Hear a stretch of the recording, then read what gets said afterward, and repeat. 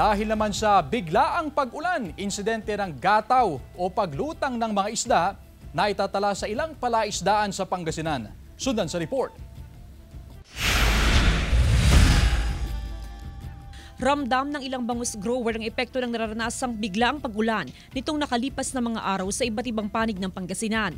Sa monitoring ng Samahang Magbabangus sa Pangasinan o SAMAPA, may mga insidente na ng gataw sa ilang palaisdaan sa probinsya. Resulta ito ng panandali ang buhos ng ulan matapos maranasan ng napakainit na panahon.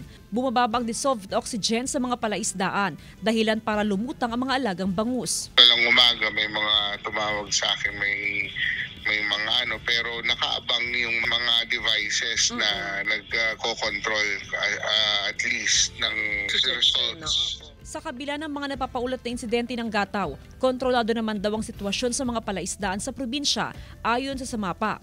Alam na raw kasi ng mga bangus grower ang dapat gawin tuwing nagkakaroon ng gataw. Sa kabila ng mga naranasang pag-ulan ay wala namang ipinapatupad na forced harvest sa mga alagang bangus sa probinsya ng Pangasinan. Pero dito sa bayan ng Mangaldan ay nagpapatupad ng schedule sa pagbabawas ng alagang bangus sa mga palaisdaan para ma-maintain pa rin ang tamang dissolved oxygen sa mga fish pond. Mahirap talaga yun. Magkakapiskil yun. Nag-iingat din, minimonitor ka agad yun. Tiniyak ng SAMAPA na wala rin katalang fish kill sa mga palaisdaan sa Pangasinan. Nananatili namang matatag ang presyo ng bangus sa Magsaysay Fish Market. Sa ngayon, nasa 130 hanggang 150 pesos ang presyo ng kada kilo ng bangus. Kasama si Henry Duminsil, Jasmine Gabriel Galban, One North Central Luzon.